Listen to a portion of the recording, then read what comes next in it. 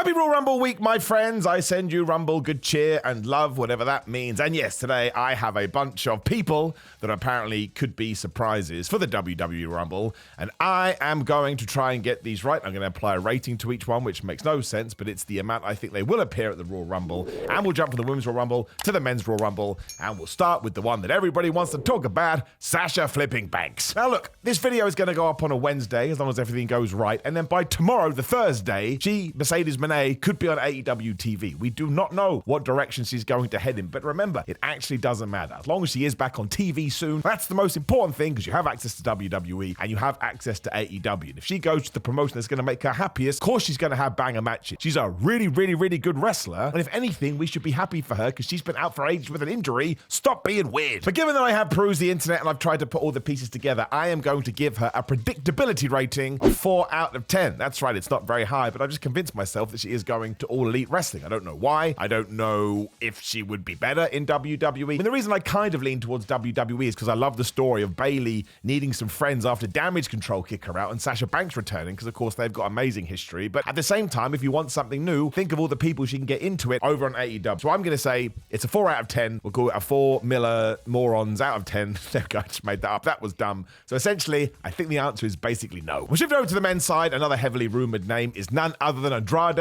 Again, this ties into the stupid conversation, because he recently left AEW, and as I've got it written down here, when it comes to Miller being a moron predictability thing, I am going 9 out of 10. I think if he has re-signed with WWE, this is the perfect way to do it, because when it comes to the men's side of the Royal Rumble, as you're about to see, a lot of the names that are out there, I don't actually think are probably going to happen. Well, there's a couple that may do, but I think Andrade is right up there, and why debut him at another time? People love it when it goes 3, 2, 1, and you get the Royal Rumble buzzer. Put Andrade in the damn thing. People recognize his music. There's going to be 50,000 plus here, so there'll be a huge contingent of wrestling fans that both know him from NXT and WW and AEW, and maybe from his time in Mexico as well. He'll get a massive pop, and he is a guy, I mean this in the nicest way possible, not disparaging, because he's a great, great talent. He doesn't need to win the thing. Like, if you were going to put I don't know, some massive superstar, Kenny Omega, he's not on this list. He signed with AEW. But if he popped up in the Royal Rumble and he didn't win, then you could be like, well, but Andrade can go in there, he can set up a feud for WrestleMania, everything's going to be okay, so he gets a whopping 9. Going back to the women's one, this one is far harder, and once again, it's yet more AEW, WEW stuff, but we have to do something soon with one Jade Cargill. So this is kind of very similar to the Andrade situation. I think WWE did a good job when they first paraded her around on TV before she did go away to learn WWE style, or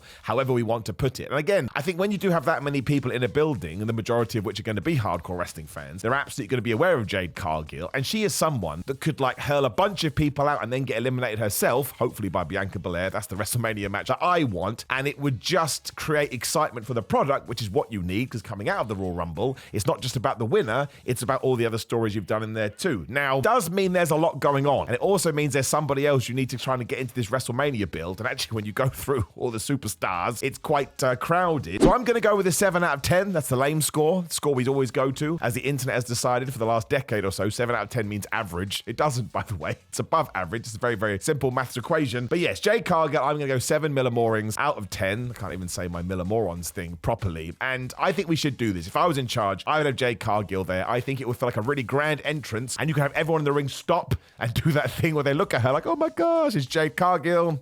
So I'm going with a 7, and now regret not giving it an 8. Back to the men's Royal Rumble. It's another dead cert as far as I'm concerned, as long as he is healed, and he himself said in an interview he thinks he will be good to go. I doubt he would say that if he didn't mean it. Rey Mysterio. The cool thing about this too is you can probably have something with him and Dominic Mysterio, because of course Royal Rumble is every man for himself. So we will have Raw and SmackDown wrestlers, and he's always going to get a good pop. And after what happened to him at the 2016-14 Royal Rumble, when everybody thought it was going to be Daniel Bryan and it wasn't, still makes me laugh for all the wrong reasons. Rey Mysterio has never been booed, because he is the proverbial babyface, and he's one of the best ever, like he really, really is. And yet the poor man got booed because WWE didn't know what they're doing. But as I have it written down here, I'm going 9 out of 10. And yeah, let him do something with Dominic. It will be wonderful. Which moves us on to somebody else that I'm very, very confident about, because again, I'm going to presume she's good to go. She has been out a while herself. It's Liv Morgan. And that would rock as well, because as I want to point out, we have this Elimination Chamber show in Australia, and you want to make sure you stack that card too. And I wouldn't totally mind it, although I think we'll do Rhea Ripley versus Nia Jax. But if somehow we move to Rhea Ripley versus Liv Morgan, I'd actually be all right with that. Now, I don't think she's going to win the Royal Rumble. I've got it a Miller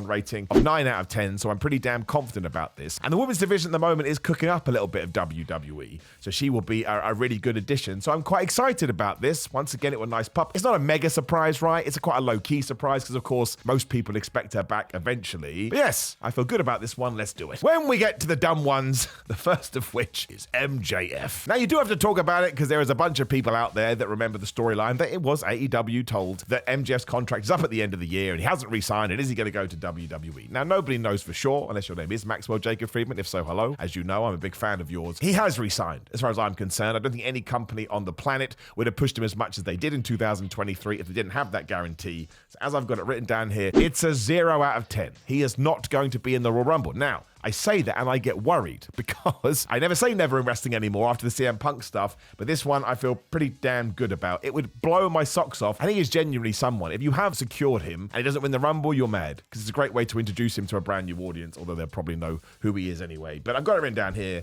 I'm sticking to the phone. It's a whopping 0. Back to the women's. It's another little bit of obvious one. We'll get to the crazy ones later. It's Raquel Rodriguez. We can zoom right through this. She's been suffering from quite a horrible sickness, illness, disease, so I hope she is doing okay. And as long as she is recovered, yes, bring her back. Another person that can be inserted into the WrestleMania mix, doesn't need to win the Royal Rumble. Still think she'd be better as a heel because she's absolutely jacked. And I just think when you first start out in your career in WWE, it works that way. I've got it written down here as an 8 out of 10. I'm sticking to it. Goodbye. Moving back to the men's, Goldberg. Who started this? It's just some idiot on Twitter.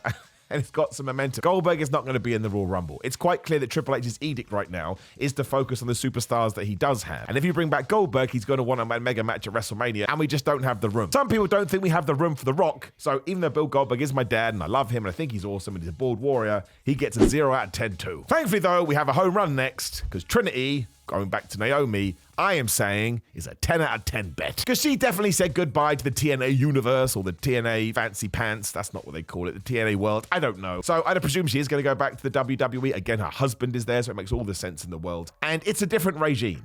We still don't know what happened between her and Sasha Banks when they did walk out, but it's a different regime. It certainly does sound like she was done a bit dirty. So she proved in TNA how good she is. And hopefully when she moves back to WWE, we don't forget this and we ride this wave. So I've got it down as a 10 out of 10. I truly think you will be seeing her in the Royalist of Rumbles. It's a very interesting one next as we move back to the men's. Jake Paul. Now, somebody mentioned this to me, and I was like, you know what, you probably could do that, but I've actually got it down as a 1 out of 10, just because I think if you were going to involve Jake Paul, it wouldn't be in the Royal Rumble. You'd do it in the Logan Paul-Kevin Owens match. But it wouldn't surprise me if Logan Paul did beat KO because of his dastardly brother. I think there's something in that one. He doesn't have to be a concurrent character on TV. It's just a way to keep the championship on Logan Paul with more people thinking he's a massive dick. So in terms of the Royal Rumble, I'm going with a 1, but in terms of being on the Royal Rumble card, you're not going to believe this, I'm going with a 7.82.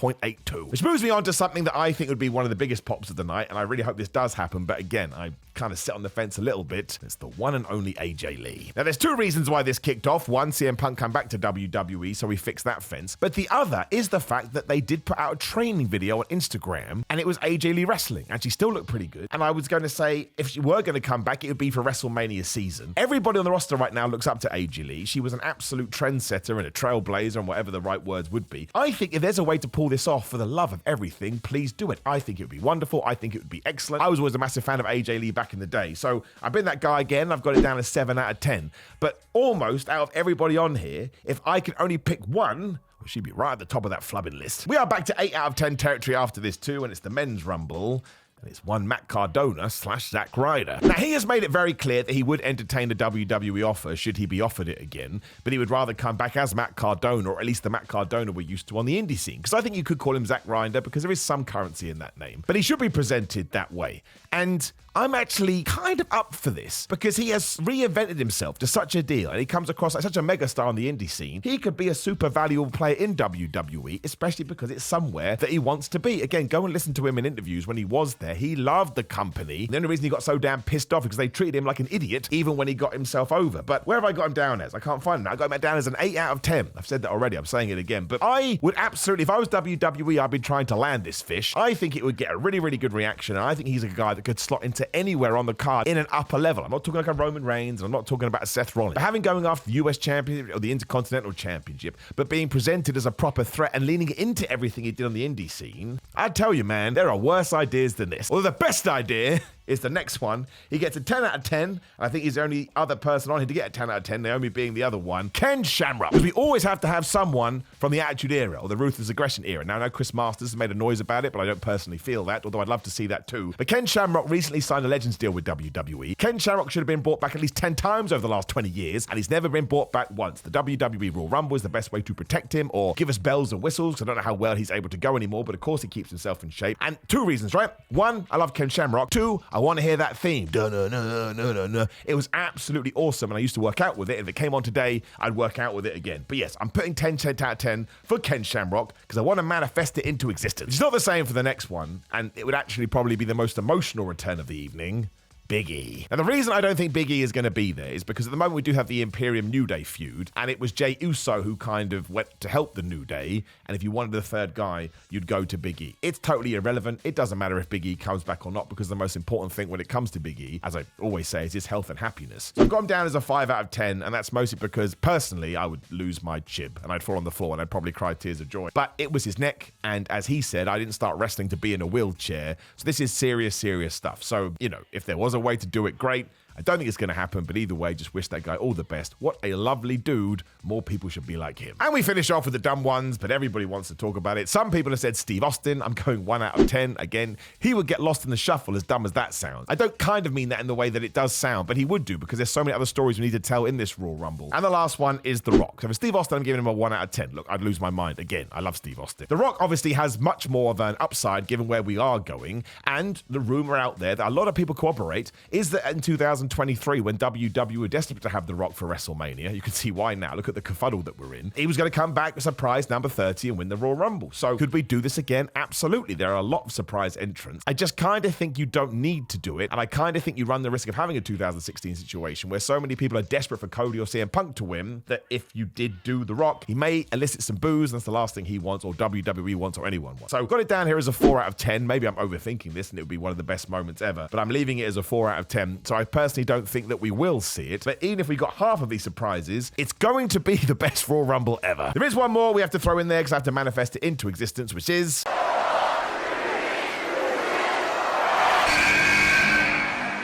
Repo Man. That's right, Repo Man. He always gets a 10 out of 10. One day it's going to happen. I'm pretty sure of it. And the only person that will care is me and Barry Darso. And I don't care. As I've told 1,000 people, this ain't a joke. I'm not taking the mick out of him. To me, the Repo Man character sums up all that is wonderful about pro wrestling. If you want to come up with something absolutely insane, you totally can, and that's fine. So Repo Man in the Royal Rumble, 10 out of 10. On that note, too, Sean Spears could be in the Royal Rumble, I suppose. I can't remember his WWE name now. I don't think so. I think he'd be a better fit for TNA, so I'm going to give him a 1 out of 10 as well. That's way unfair. 6 out of 10. There's absolutely a chance he could be in it. And there's QT Marshall as well, who I'll also give a 6 out of 10. I just think those kind of guys, you probably shouldn't introduce in the Rumble because there's just so much that we have to do. And you don't want to introduce someone, like I've already said myself, but get them lost in the shuffle. But even without the surprises, I think the Royal Rumble looks great. With the Royal Rumble surprises, I think it's going to be absolutely fantastic. And now the most important thing to do is get in the comments. Let me know your thoughts on these guys, but also let me know other names you think we're going to see. Also, please do go to GorillaMind.com/Simon. Use code Simon, get 10% off. Again, I go to the gym. These are the supplements I use. I'll prove it if you want. I'll bring them all in here. Ask my girlfriend. We have a whole cupboard dedicated to them, and it really annoys her. If you use my code, I get some money too. I like to be transparent with that stuff. Patreon.com/Simon316. Instagram and Twitter, Simon316. On Cameo at Simon Miller. Simon J. Miller at TikTok. I've got merchandise, pro wrestling tees, and Samson Athletics. I forgot to wear my 1-2 t-shirt again, so just go and buy it for whatever reason. It's the worst justification ever. Enjoy the Royal Rumble, my friends. Thank you for watching as always. See you soon.